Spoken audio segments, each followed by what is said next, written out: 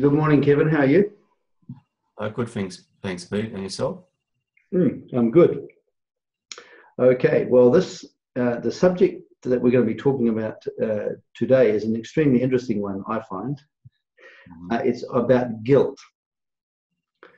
And, That'll be interesting. yes. And when we mean by guilt, is we mean, in many ways, self-hatred. We feel bad about ourselves. We feel we're not good enough. We've got defects. We have faults. We feel guilty for hurting another person. Yes. You can feel guilt about that. Yes. The fact of the matter is that because we're human beings, one of the fundamental facts is that we are self-conscious, and we realize that we often do things that are not very good. Also, we have a tremendous,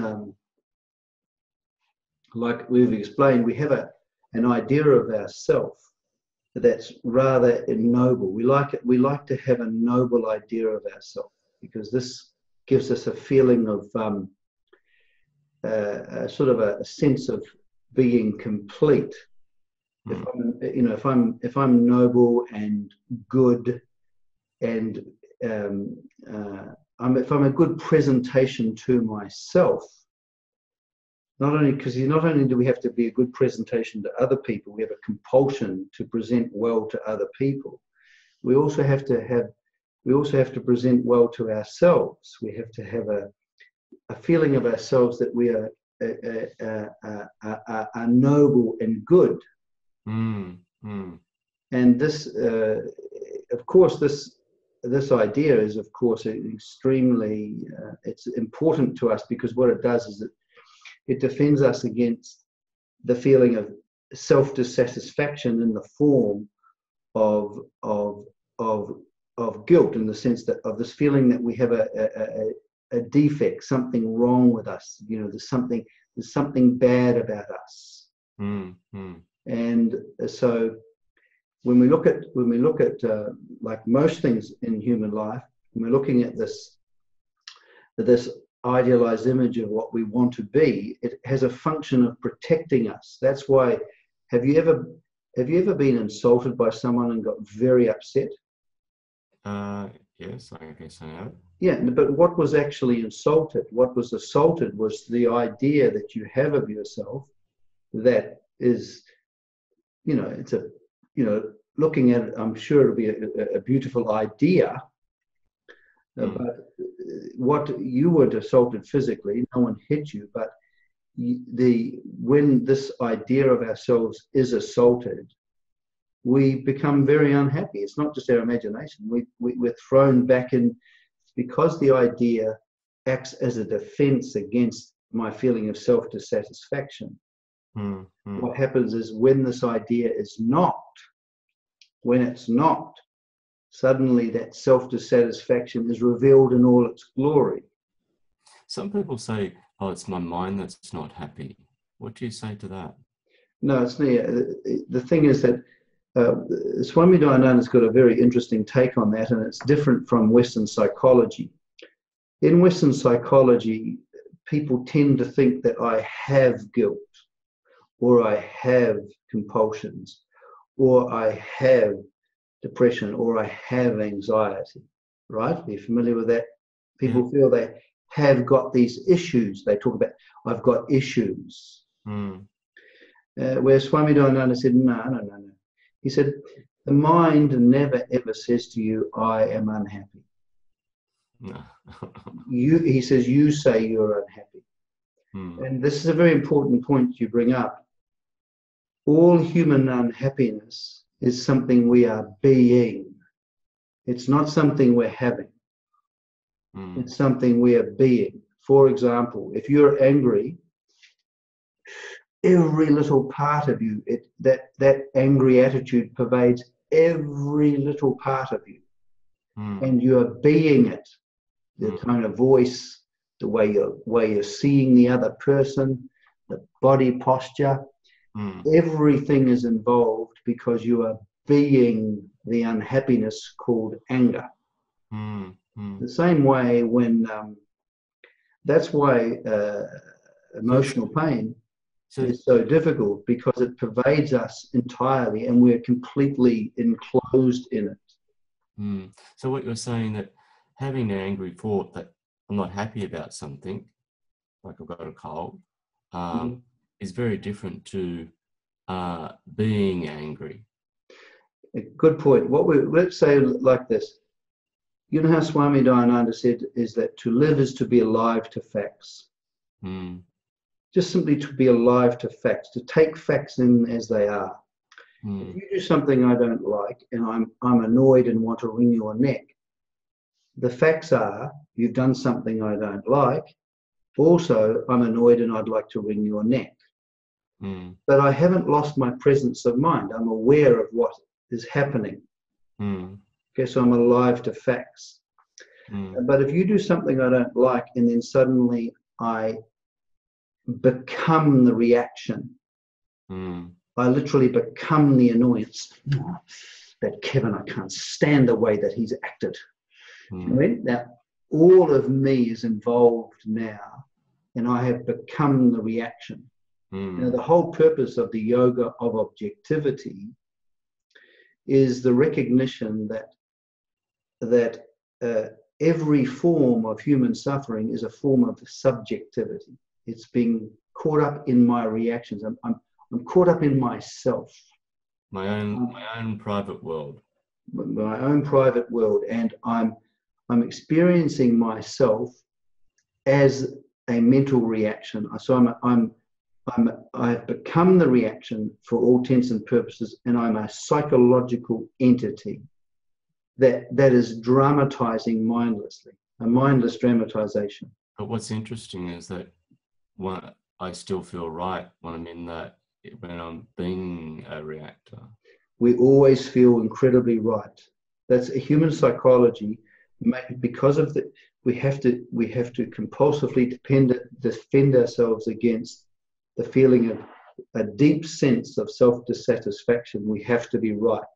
You know how we've talked about before that when Swami Dayananda talks about the deep sense of insecurity and self-dissatisfaction in human beings, mostly we're not aware of that self-dissatisfaction. We arrange our lives so that we never actually, we have this futile endeavor never to encounter it.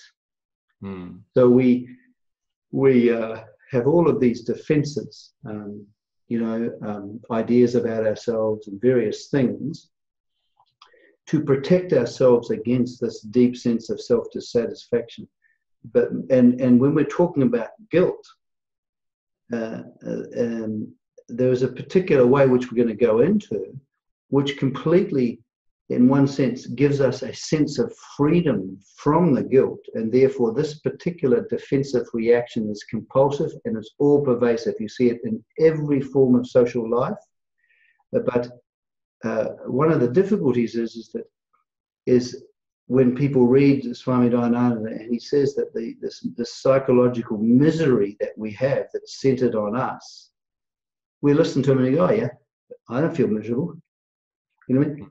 And often we don't, because our defenses are working well.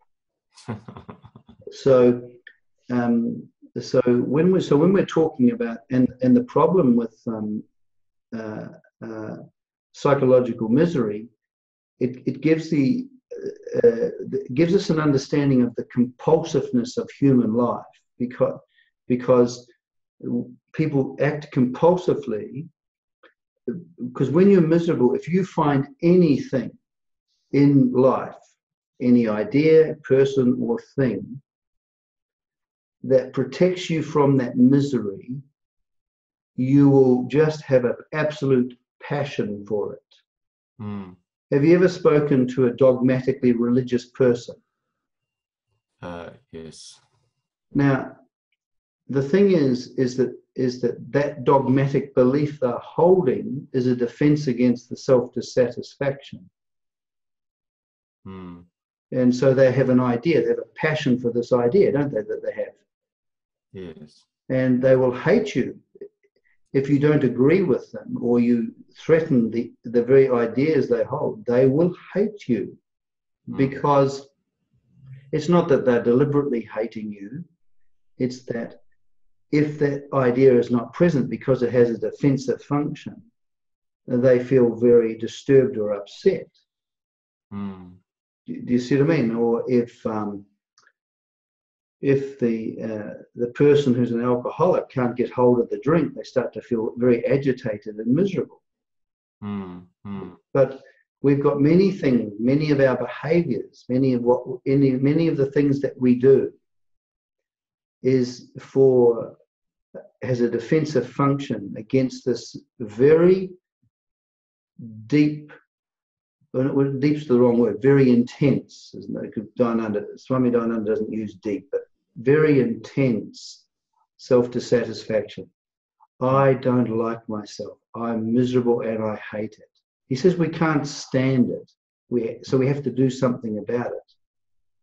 So when you meet a person, like what we described last time, everybody has had a whole background, haven't they, of their whole psychology has been formed by the interactions with other people, and they've got all these interactions that are painful, that are stored up, stacked up in the mind. And what happens is this pain gets triggered today, but often people don't feel the pain. What they do is they attack. They engage in attacking behavior. You know what I mean? They engage in various forms of attacking, whether it's character assassination, talking behind people's backs, belittling others, or whatever, because they get a satisfaction out of it. So what I want to do today is, and bear in mind, this is what Swami Dayananda calls a binding desire. We have a desire to hurt in this case. We're bound by it because it gives us relief of the pain. This is why we can't. You see, in Vedanta, we're not behaviorism, try to change behavior as such. You know what I mean? Like, we don't think that's the solution, because unless you can neutralize the pain, the misery, you can't possibly resolve the compulsion. I think that's true. Does that make sense? This is why karma yoga is so important. What it does is it neutralizes the binding desires by relatively resolving the psychological misery that we are all caught in, but which we all universally, to a greater or lesser degree, deny. So now let's talk about guilt, shall we? Yes. You see, not only have we had a background of accumulation of hurt, where we've received the impacts of other people's actions, cruel and hurtful and all of that stuff. But whether we like it or not, we also, because we act in relation to other people, we have also done actions that have been hurtful to other people. We have hurt other people. We've done destructive actions. Now, there's a tremendous, what you were talking about before, because I have a need to be so right, what happens is that when I hurt other people, I tend to minimize the magnitude of my action. I tend to make the wrongness of the action and the consequence as if it's sort of nothing. Like, when I get hurt, it's a big deal. But when I hurt others, well, they made me do it, or they deserved it, or it wasn't that bad. The problem is that so we've got this accumulation of actions of harming and being injurious to other people. And this accumulation is guilt. Out of this accumulation arises guilt. a feeling that, I'm a bit bad, I'm wrong, I've got defects. We don't like to admit that. No, and it's a tremendously painful experience. So here I am, I'm suffering from guilt, and I've got to do something about it. I need to do something about it so I can feel good about myself. See, when you're feeling guilty, you're feeling bad about yourself. The self that you're looking at, you're going, oh my God, he's horrible. We don't like that feeling when we look at ourselves and, oh my God, I'm so horrible. We don't like that feeling.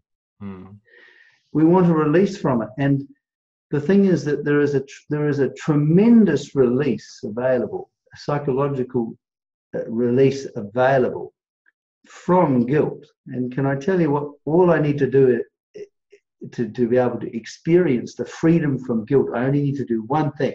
Yeah. Okay. And this is it. Have you noticed that often what can arise in you is the desire, virtually the compulsion to find fault and criticize other people?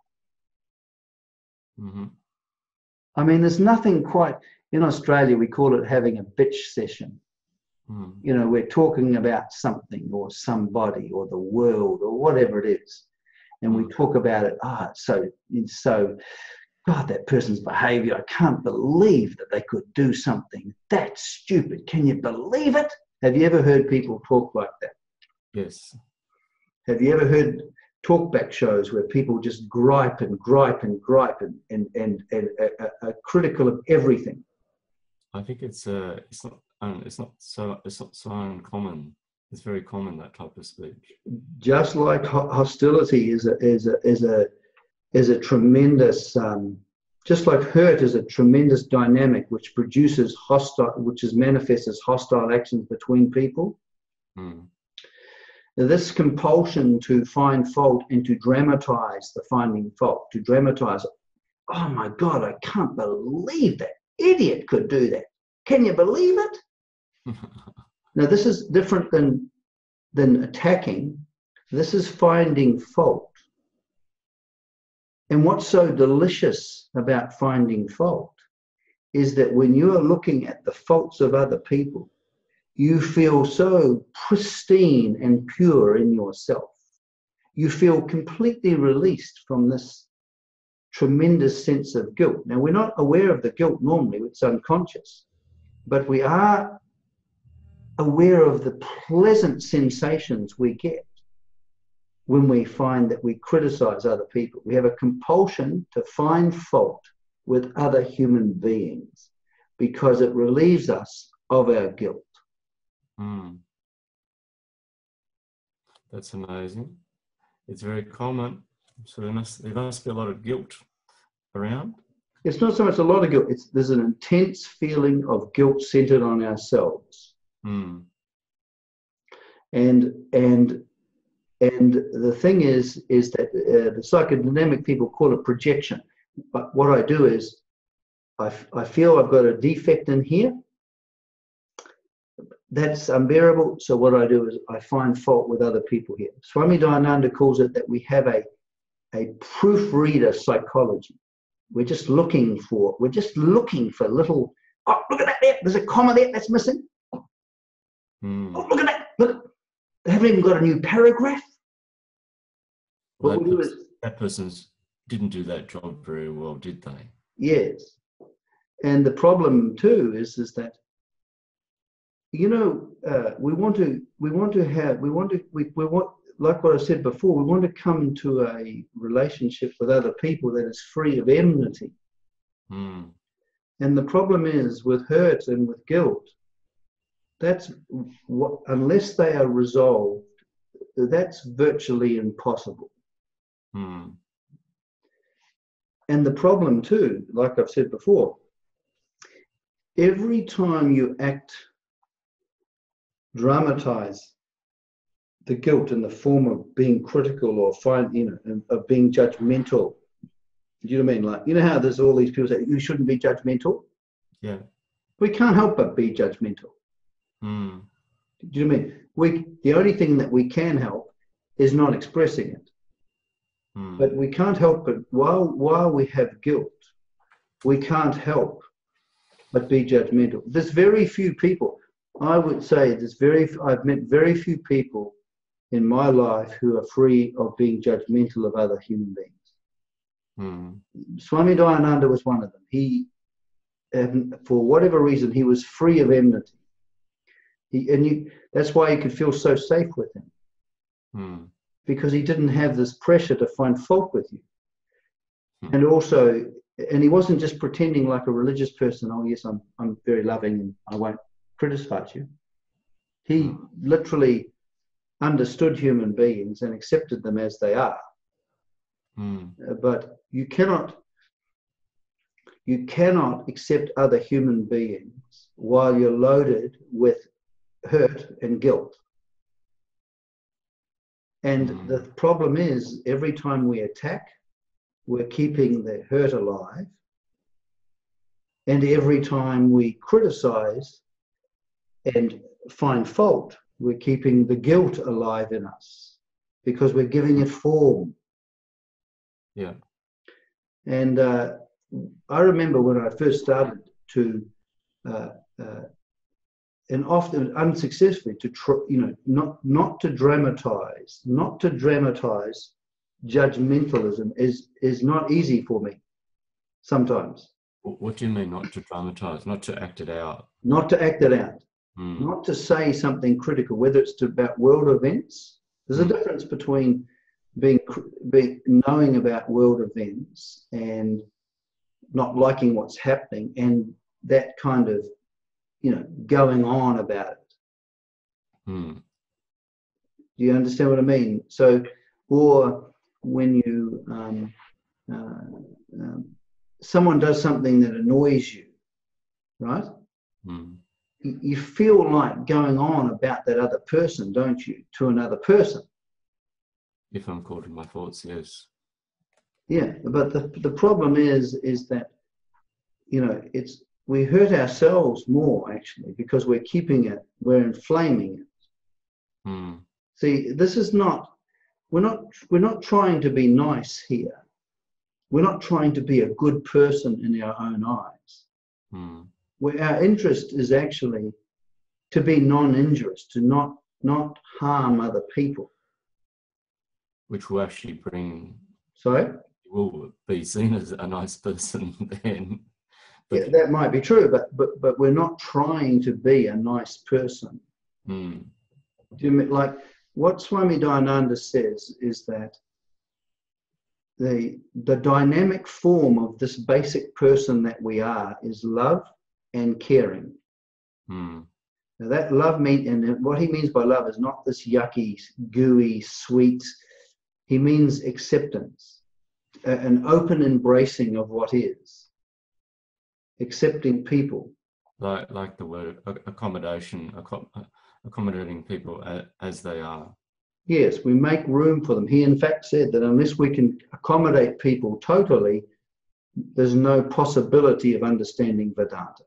Not accommodation mean not needing them to be different from what they are.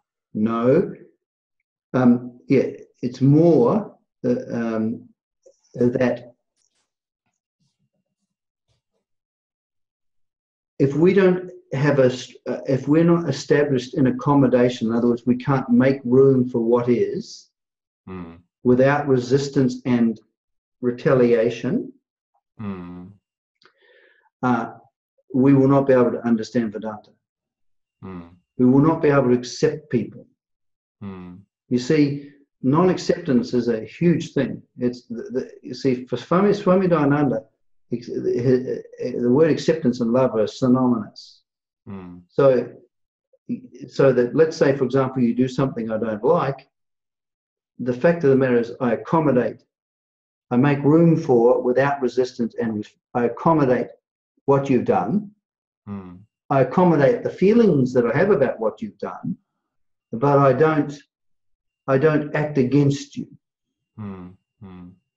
Does that make sense? It's not, accommodation isn't having no feelings of annoyance. You might have a feelings of annoyance, but what Swami Dayananda says, the feeling of annoyance that no longer has teeth, he says it's like a snake without fangs. But it's because it's not determining your action. See, the whole point is it's not determining your action. Like if I scratch a blackboard, do you feel that? Yeah.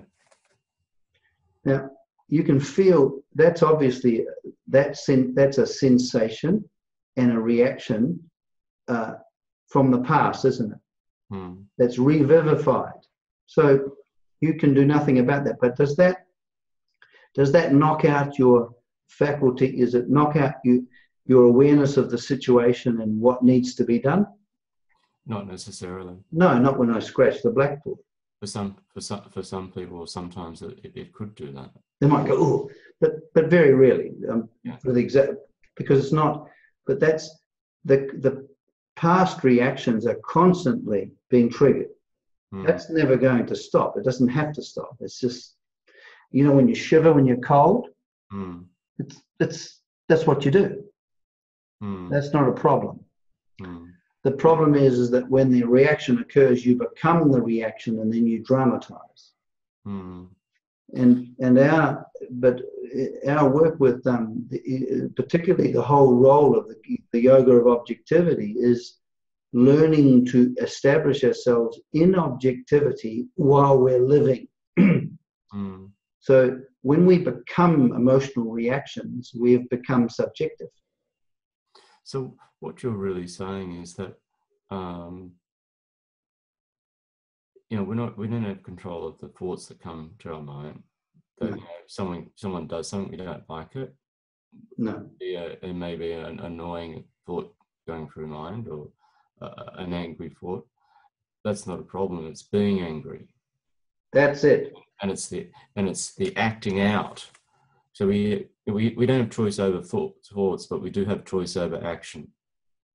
We can have the choice over action, but we've got when we're dramatizing, there's no choice over action. We're a mindless, we're a psychological entity who is dramatizing, and mindlessly dramatizing.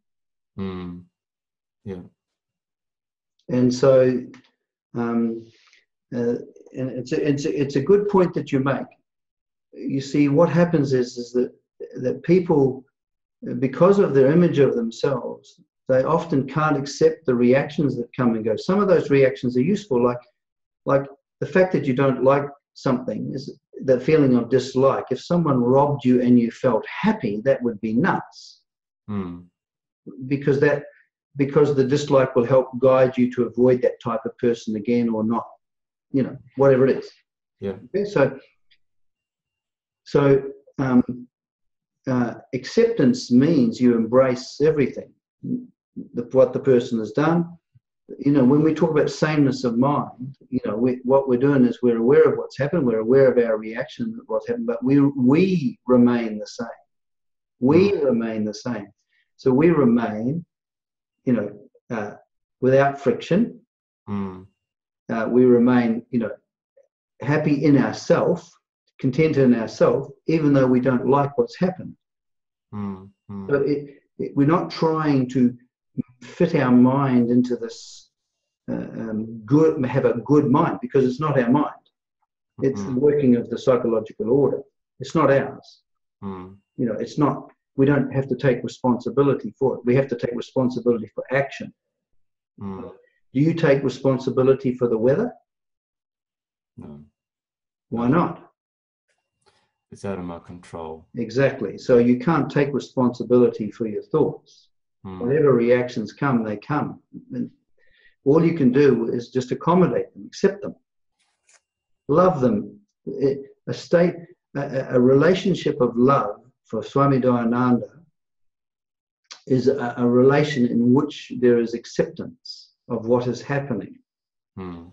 Now, when we act against other human beings, because the core person, he says, the basic dynamism of the basic person, the dynamic form of the basic person is love and caring. When we harm other people, even though we find it enjoyable if it relieves our self-dissatisfaction, we find it enjoyable to attack others.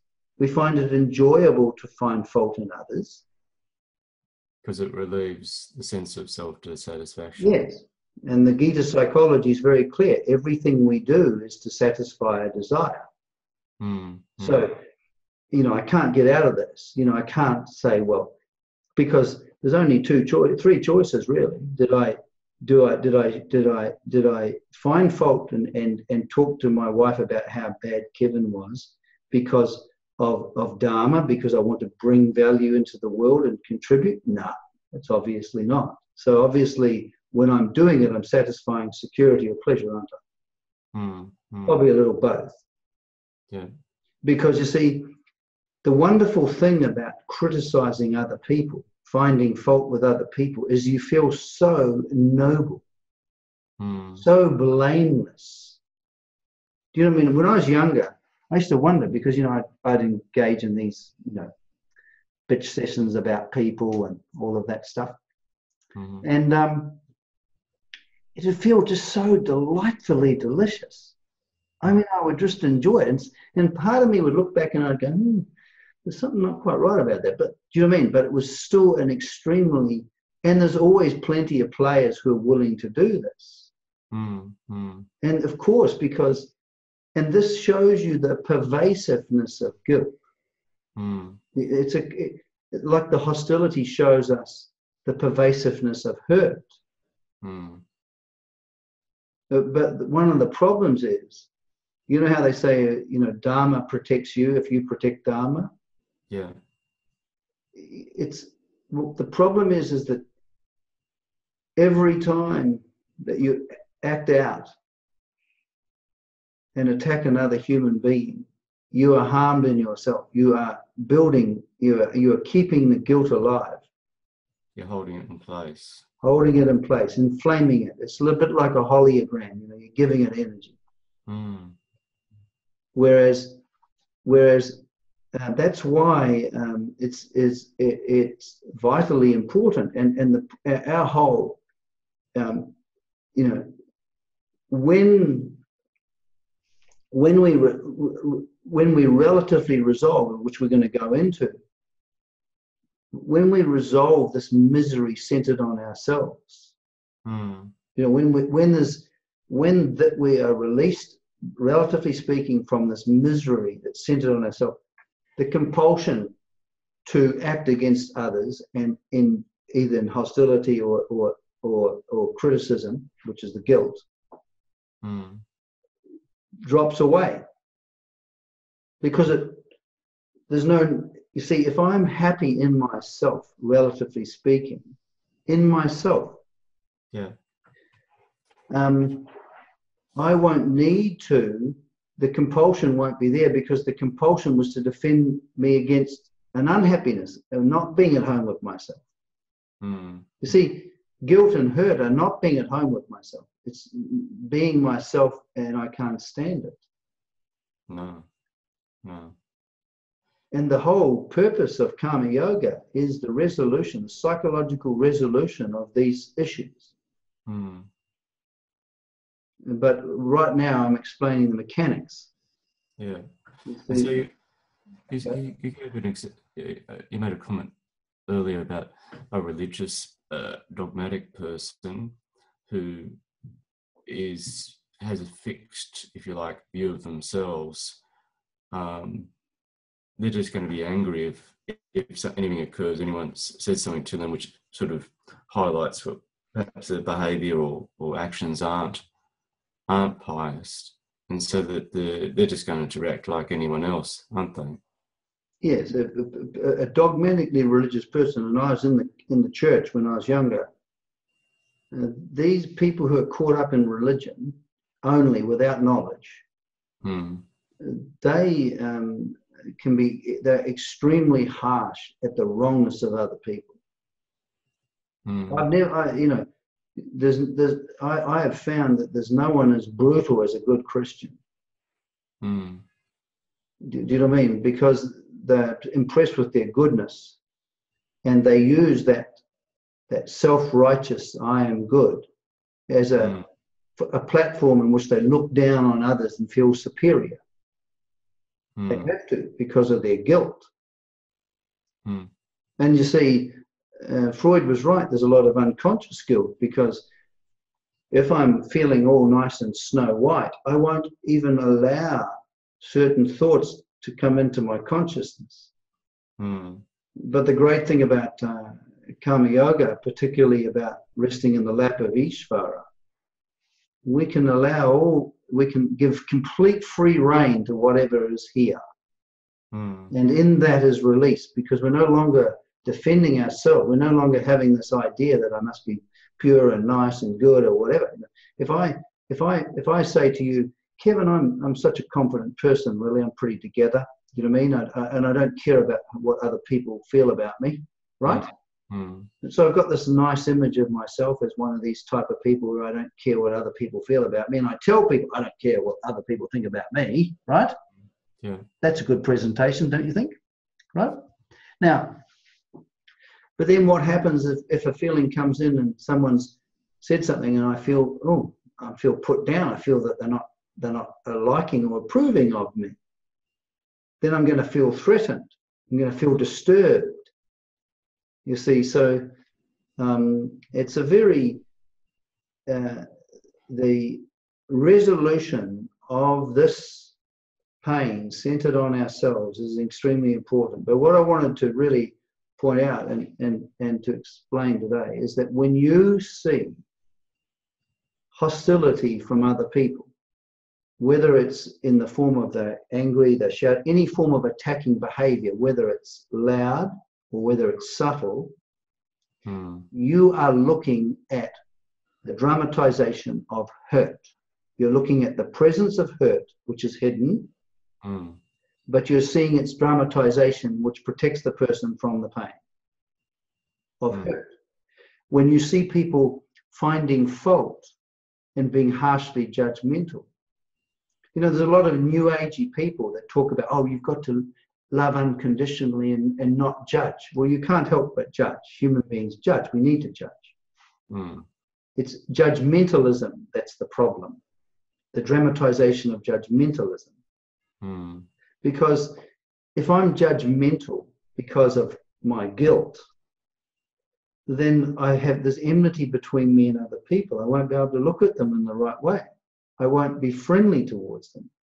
I mean, if someone's bad, you don't like them. You act badly towards them and you feel okay. You see, when someone is bad, when you act badly towards them, it feels completely right because they deserve it. There is no compassion.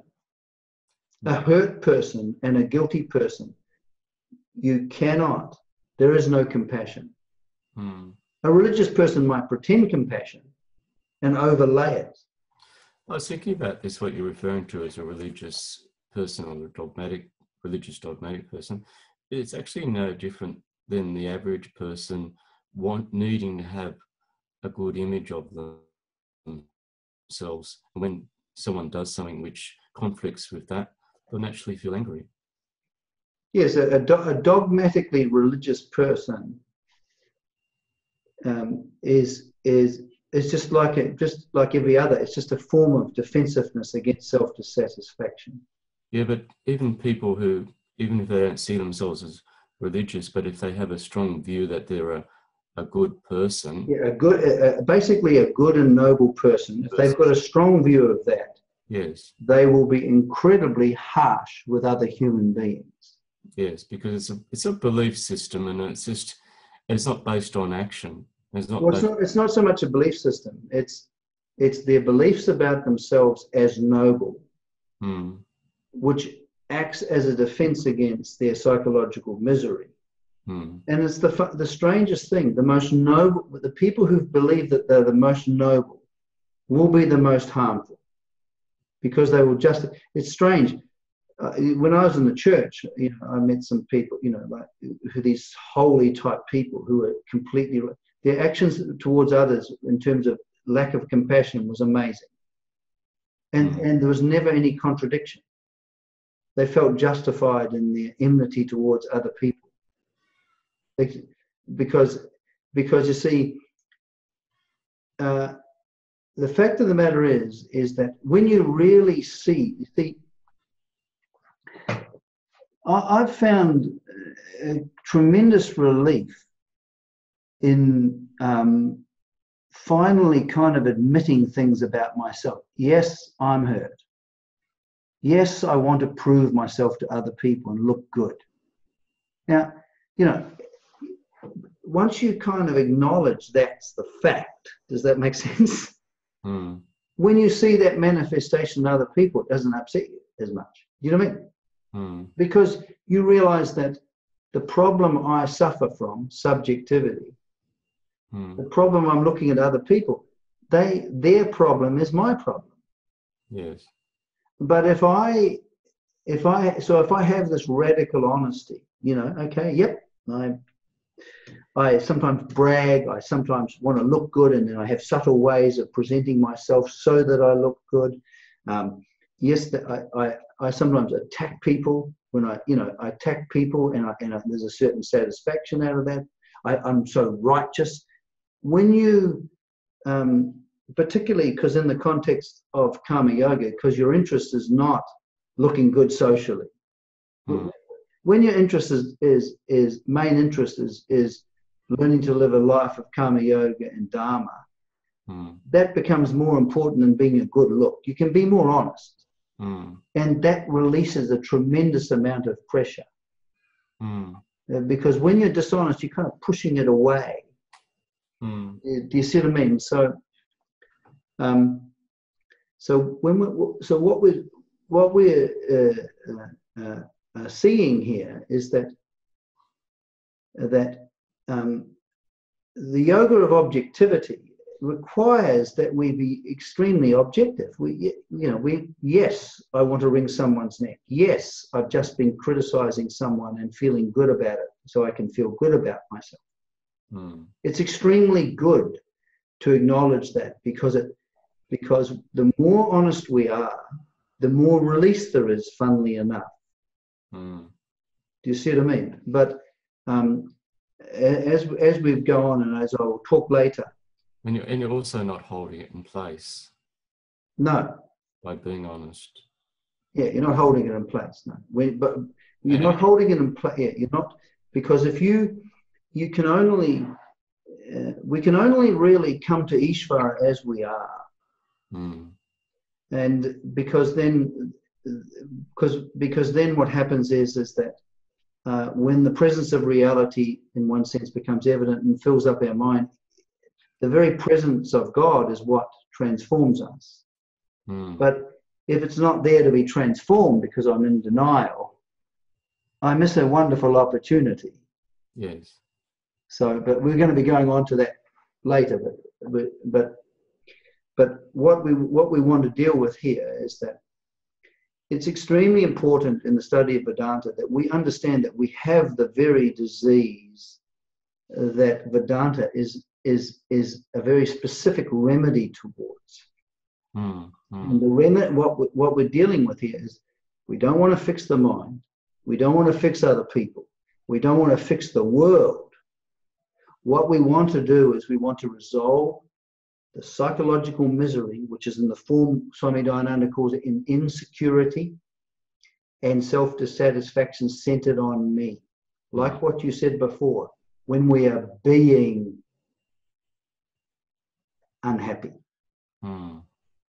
And Vedanta is a very elegant solution to that, because it knows where it is. There are many people that think like what you said. They think the mind's the problem. They talk about, I've got problems with desires and compulsions or whatever.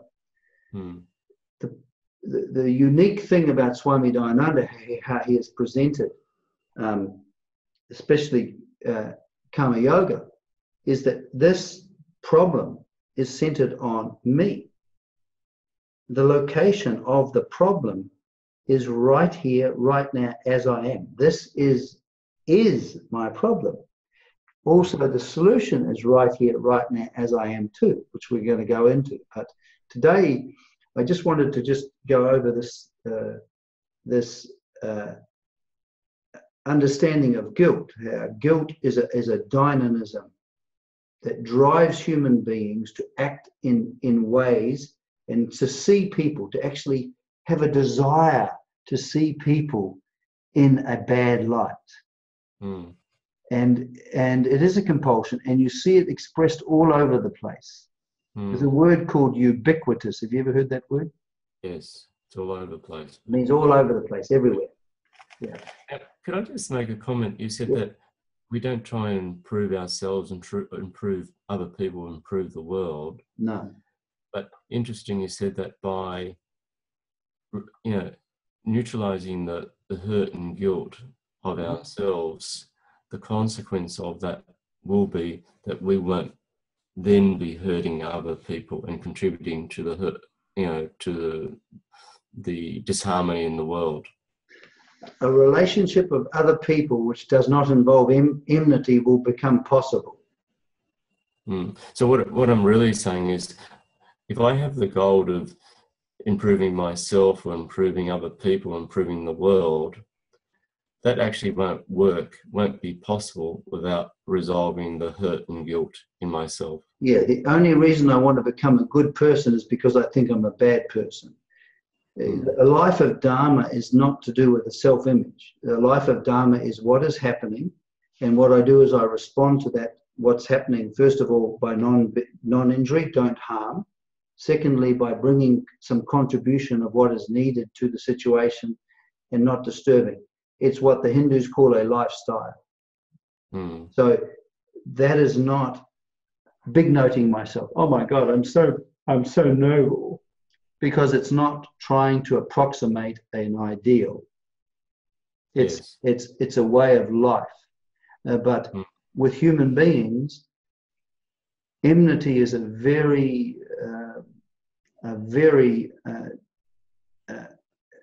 the enmity between human beings we see all the time, and it's extremely necessary to resolve that enmity, because if we don't come to a genuine, I'm talking about genuine, that was the wonderful thing about Swami Dayananda. He didn't have a pretend being accepting you. He would just accept you. You could you would just sit with him and you just felt, you didn't feel you needed to defend. That's how, you didn't feel you needed to defend, because he was free of judgment as such. So the important point here is that unless we resolve hurt, and unless we resolve guilt, which is centered on ourselves, we are condemned to a life of fighting other people and basically hating them, not liking them or whatever. Okay, so that's the problem there. All right, Okay. Yeah, and next. Before I go, then the next what we're going to deal with is another source of enmity towards other people. This compulsive drive to be important and bigger and better than other people, but we're not going to deal with that